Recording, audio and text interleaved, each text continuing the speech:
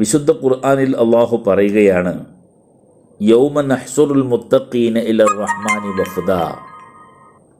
മുത്തഖീങ്ങളെ കാരുണ്യവാനായ അള്ളാഹുവിലേക്ക് വിശിഷ്ടാതിഥികളായി ഒരുമിച്ച് കൂട്ടപ്പെടുന്ന ദിവസം. അവിടെ ഐ റുക്കുബാനൻ എന്ന മുഫസ്സിറുകൾ അർത്ഥം കൊടുത്തിരിക്കുന്നത് അവരെ വാഹന യാത്രയിലായിട്ട്, അവരെ യാത്രികരായിട്ടാണ് ഒരുമിച്ച് കൂട്ടുക. ഈ ആയത്ത് ഉദ്ധരിച്ചിട്ട് ബഹുമാനപ്പെട്ട അലി റളിയല്ലാഹു അൻഹു പറയുകയാണ്, അന്ത്യനാളിൽ സത്യവിശ്വാസികളെ മുന്തിയ മൃഗങ്ങളിലാണ് ഒരുമിച്ച് കൂട്ടപ്പെടുക. മനസ്സിലായോ? അപ്പോൾ യൗമ നഹ്സുറുൽ മുത്തഖീന ഇലർ റഹ്മാനി വഫ്ദ എന്ന് പറഞ്ഞാൽ അള്ളാഹുവിൻ്റെ സമക്ഷത്തിലേക്ക് മുത്തഖീങ്ങൾ പോകുമ്പോൾ അവരേറ്റവും മുന്തിയ വാഹനത്തിലാണ് പോവുക. ആ വാഹനം ഏതാണ്? അത് ഉളുഹിയ്യത്താണ്, നമ്മൾ അറക്കുന്ന മൃഗമാണ്. ആ മൃഗത്തിൻ്റെ പുറത്ത് കയറി നമ്മൾ സഞ്ചരിക്കുക. സ്വർണ്ണാഭരണങ്ങൾ കൊണ്ട് മൂടപ്പെട്ട രീതിയിൽ വളരെ മനോഹരമായതിൻ്റെ രോമങ്ങൾ പോലും സ്വർണ്ണ നിർമ്മിതമായിരിക്കും, അതിൻ്റെ കൊമ്പുകൾ പോലും. അപ്പോൾ നമ്മളിവിടുന്ന് കാണുന്ന നമ്മൾ അറുത്ത ആ ഗുരുവിനെ അള്ളാഹു പുണ്യം കൊണ്ടും നമ്മൾ അറുത്തതിൻ്റെ ശ്രേഷ്ഠത കൊണ്ടും അള്ളാഹു അത് സ്വീകരിച്ചതിൻ്റെയും ഫലമായി നമുക്ക് ഏറ്റവും മനോഹരമായ, ഏറ്റവും മുന്തിയ വാഹനമായി അള്ളാഹുവിൻ്റെ സമക്ഷത്തിലേക്ക് പോകാനുള്ള അനുമതി കിട്ടുന്ന വലിയൊരു അമലാണ് ഉളുഹിയ്യത്ത് എന്ന് മനസ്സിലാക്കണം. ആ ഉളുഹിയ്യത്ത് ഇഷ്ടംപോലെ കിട്ടുന്ന മഹലിൽ 5-6 കിലോ ഓരോരുത്തരും അല്ലാതെ മഹലായിട്ടും കൂട്ടമായിട്ടും ഒക്കെ അറക്കുക. ഇപ്പം നിങ്ങൾ ആലോചിക്കണം, CM സാറ്റിച്ചലിൽ സാമ്പത്തികം ഒന്നും ഓടിയിട്ടല്ല, ഇത് സമ്പന്നരായ ആളുകളെ പോയി കാണും, കണ്ടിട്ട് പറയും ഇന്ന മേഖലകളൊക്കെ വളരെ ദയനീയമാണ്, നിങ്ങൾ സഹായിക്കണം. അപ്പം 3 പേര് 3 ഷെയർ കൊടുത്തിട്ട് ഒരു ഉളുഹിയ്യത്ത് ഇറക്കാൻ പറയും, അല്ലെങ്കിൽ 5 ഷെയർ കൂടും, അല്ലെങ്കിൽ 7 പേരെ ഇങ്ങനെയൊക്കെ സംഘടിപ്പിക്കുകയാണ്. അതിനവർ രാവും പകലും ഓരോ ആളുകളുടെ അരികിലേക്ക് ഇറങ്ങി വിഷയം അവതരിപ്പിച്ച് അവർക്ക് ബോധ്യപ്പെടുത്തി കൊടുത്ത് ആ ഉളുഹിയ്യത്ത് അവരിവിടെ കൊണ്ടുവന്നിട്ട് നമ്മളെ തള്ളിയിട്ട് പോകില്ല, അവരാ സമയത്ത് വരികയാണ്. എന്നിട്ട് അറുത്ത് അത് പാചകം ചെയ്യുന്നതും ദുആ ചെയ്യുന്നതൊക്കെ അവർ സാക്ഷികളാണ്. അപ്പോൾ നിസ്സാരമായ ഒരു കാര്യമല്ല അവർ ചെയ്തുകൊണ്ടിരിക്കുന്നത് എന്ന് മനസ്സിലാക്കണം. അതുപോലെ എന്നും പ്രവർത്തന ഈ ഉളുഹിയ്യത്ത് കൊണ്ട് കഴിയുന്നില്ല. ഇപ്പം മദ്രസയുടെ സമയമാകുമ്പം അങ്ങനെ ഈ ജലക്ഷാമം വന്നു, എന്നെന്ത് ചെയ്യും, ടാങ്കറിൽ വെള്ളം എത്തിച്ച് വെള്ളമില്ലാത്ത ഏരിയയിൽ കൊടുക്കും, അല്ലെങ്കിൽ ഒരു കിണർ കുഴിക്കാനുള്ള സാഹചര്യം ഉണ്ടെങ്കിൽ അതിനുള്ള വഴി അവിടെ നോക്കും. അങ്ങനെ കോളനികളിലും വീടാന്തരവും ബുദ്ധിമുട്ടുന്ന അശരണരായ ആളുകൾക്ക് കൈമെയ് മറന്ന് സഹായം എത്തിക്കുക, അള്ളാഹുവിൻ്റെ പ്രീതി ആഗ്രഹിച്ചിട്ട്. ഇതൊക്കെ ഇങ്ങനെ ഫോട്ടോ എടുത്തിട്ട് വേണമെങ്കിൽ നമുക്ക് വിടാൻ പറ്റും. ഇന്നിപ്പോൾ അതാണുള്ള പരിപാടി. എല്ലാം ചെയ്യുന്നതെല്ലാം എന്ത് ചെയ്യുക, സമൂഹം അറിയണം. അതിന് ചില നല്ല വശങ്ങളുമുണ്ട്, മോശവശങ്ങളുമുണ്ട്. ഇത് പ്രചരണവും സാമ്പത്തിക ലാഭവും അങ്ങനത്തെ ഒരു ചിന്താഗതിയൊന്നുമില്ലാതെ ഒരു കൂട്ടം ചെറുപ്പക്കാർ അബ്ദുൽ അസീസ് മഹ്ലരി എന്ന ഉസ്താദിൻ്റെ നേതൃത്വത്തിൽ ആത്മാർത്ഥവും നിഷ്കളങ്കവുമായിട്ട് പ്രവർത്തിക്കുമ്പോൾ അതിന് നമുക്ക് കണ്ടിൽ നടിക്കാൻ കഴിയില്ല മുഅ്മിനീങ്ങളെ. അപ്പം അങ്ങനെയുള്ള കാര്യങ്ങളെല്ലാം അവർ കൃത്യമായിട്ട് ചെയ്യുകയാണ്. മാത്രമല്ല ധാരാളം മുത്തഅല്ലിമീങ്ങൾ ഇപ്പോൾ SLC ഒക്കെ കഴിഞ്ഞു കഴിഞ്ഞാൽ എന്ത് ചെയ്യണമെന്നറിയാതെ, അപ്പം അങ്ങനെയുള്ള വിദ്യാർത്ഥികളൊക്കെ പിടിച്ചിട്ട് 2 വിദ്യാഭ്യാസവും കൂടെ കിട്ടുന്ന സ്ഥാപനങ്ങൾ ഇപ്പോൾ 25ഓളം, എൻ്റെ അറിവിൽ 25ഓളം മുത്തഅല്ലിമീൻ കുട്ടികളെ വിവിധ സ്ഥാപനങ്ങളിൽ, നല്ല നല്ല സ്ഥാപനങ്ങളിൽ അവിടെ പഠിച്ച് മിടുക്കനായി കഴിഞ്ഞാൽ ഇൻഷാ അള്ളാഹ് അവൻ സമൂഹത്തിൽ ഏറ്റവും ഉയർന്ന രീതിയിലേക്ക് വരും. അത് ആലിമീങ്ങൾ തന്നെ ആകണമെന്നില്ല, അഡ്വക്കറ്റാകാം, എൻജിനീയറാകാം, ഡോക്ടറാകാം.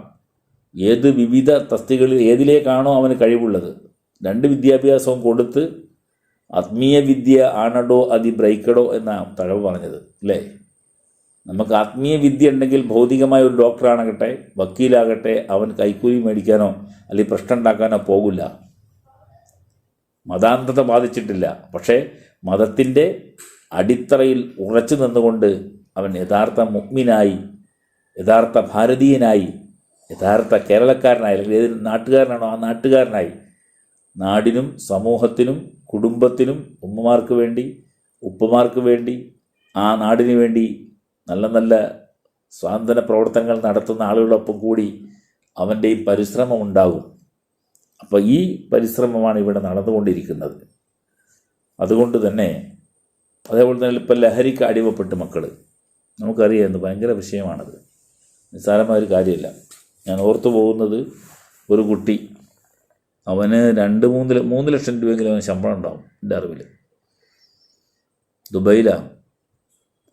അങ്ങനെ അവൻ എന്ത് ചെയ്തു, ഈ ലഹരിക്കാരുടെ പിടിയിൽപ്പെട്ട് മുടിയൊക്കെ പെണ്ണുങ്ങൾ മാതിരി പുറകോട്ട് വളർത്തി ഇതിൻ്റെ അഡിക്റ്റായി. ജോലിയൊക്കെ വിട്ട് നാട്ടിൽ വന്നു.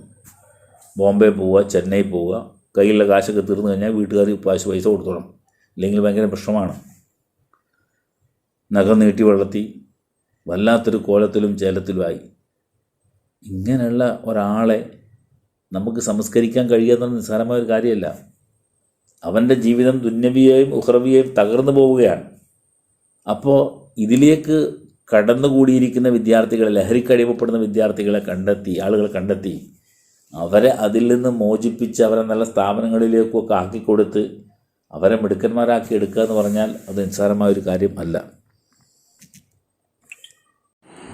ഞാൻ പറഞ്ഞതിൻ്റെ രത്നച്ചുരുക്കം, നമ്മളൊക്കെ പ്രവർത്തിക്കുന്നത്, പ്രത്യേകിച്ച് CM ചാരിറ്റി സെല്ല് പുത്തനത്താണി, അതിൻ്റെ പ്രവർത്തകരും പ്രവർത്തനവും അതിൻ്റെ നേതൃത്വം കൊടുക്കുന്ന ഉസ്താദുമാരും മശായിഖന്മാരും എല്ലാം ലക്ഷ്യമിടുന്നത് ഭൗതിക താല്പര്യമല്ല, പാരത്രിക വിജയമാണ്.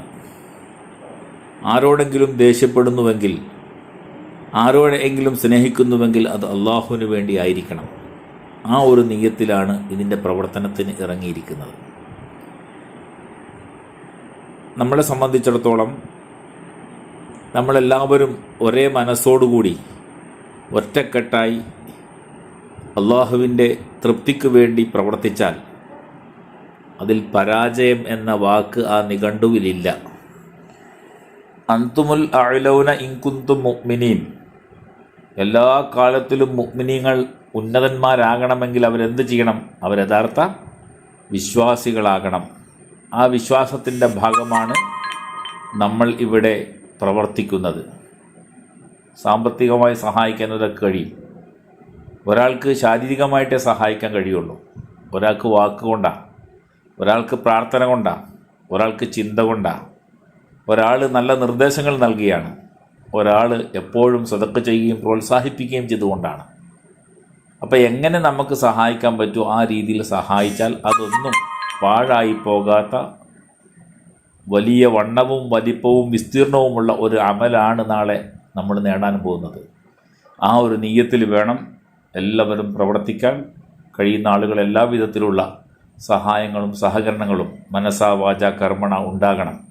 നിങ്ങളുടെ ദുഃഖത്തിലും സന്തോഷത്തിലും പങ്കുകൊണ്ട് നിങ്ങളുടെ വേദനകളിലും നിങ്ങളുടെ സന്തോഷങ്ങളിലും എല്ലാ അർത്ഥത്തിലും ചേർന്ന് നിന്നുകൊണ്ട് ഒരു കൂട്ടായ്മയും ഒരു യോജിപ്പും നമുക്ക് നിലനിർത്തിക്കൊണ്ട് പോകേണ്ടതുണ്ട്. അർഹമർ റഹീമായ കരുണാവാരിധിയായ റബ്ബ് അതിന് നമുക്കെല്ലാവർക്കും തൗഫീഖ് തന്ന് അനുഗ്രഹിക്കുമാറാകട്ടെ. നമ്മുടെ പള്ളി CM ചാരിറ്റിയുടെ പേരിലുള്ള പുത്തനത്താണിയിൽ പണിതുകൊണ്ടിരിക്കുന്ന ആ കൊച്ചു പള്ളി ഇപ്പോൾ വിശാലമാക്കാൻ പോവുകയാണ്. അതിൻ്റെ പണികളൊക്കെ നടന്നുകൊണ്ടിരിക്കുകയാണ്. അതുമായി ബന്ധപ്പെട്ട് പലരും സഹായിച്ചിട്ടുണ്ട്, സഹകരിച്ചിട്ടുണ്ട്, നിർദ്ദേശങ്ങൾ തന്നിട്ടുണ്ട്. അവർക്കൊക്കെ അള്ളാഹു മഴ ചൊരിയുന്നത് പോലെ അവൻ്റെ അനുഗ്രഹങ്ങൾ ചൊരിഞ്ഞു കൊടുക്കട്ടെ. അക്കൂട്ടത്തിൽ അതിനുവേണ്ടി പ്രവർത്തിക്കുന്ന സാധുക്കളായ നമുക്കും അതിനുവേണ്ടി സപ്പോർട്ട് ചെയ്യുന്ന എല്ലാവർക്കും അള്ളാഹു അർഹമായ പ്രതിഫലം നൽകി അവൻ്റെ അനുഗ്രഹങ്ങൾ വർഷിക്കുകയും കാരുണ്യത്തോടുകൂടി എപ്പോഴും കാണുന്ന അവൻ്റെ അടിയാറുകളുടെ കൂട്ടത്തിൽ, മുത്തുനബിയുടെ ദുആബറക്കത്ത് എപ്പോഴും ലഭിക്കുന്ന സജ്ജനങ്ങളുടെ കൂട്ടത്തിൽ, നമ്മുടെ പ്രവർത്തനം കണ്ട് മുത്തുനബി സല്ലല്ലാഹു അലൈഹി വസല്ലം സന്തോഷിക്കുന്ന അവിടുത്തെ അഭിമാനത്തിന് പാത്രീഭൂതരാകുന്ന അനുചരന്മാരുടെ കൂട്ടത്തിൽ നാം ഏവരെയും റഹ്മർ റഹീമായ റബ്ബ് ഉൾപ്പെടുത്തി അനുഗ്രഹിക്കുമാറാകട്ടെ. ആമീൻ. വ ആഖിറു ദഅ്വാന അനിൽ ഹംദുലില്ലാഹി റബ്ബിൽ ആലമീൻ. അസ്സലാമു അലൈക്കും വറഹ്മത്തുള്ളാഹി തആല വബറകാതുഹു.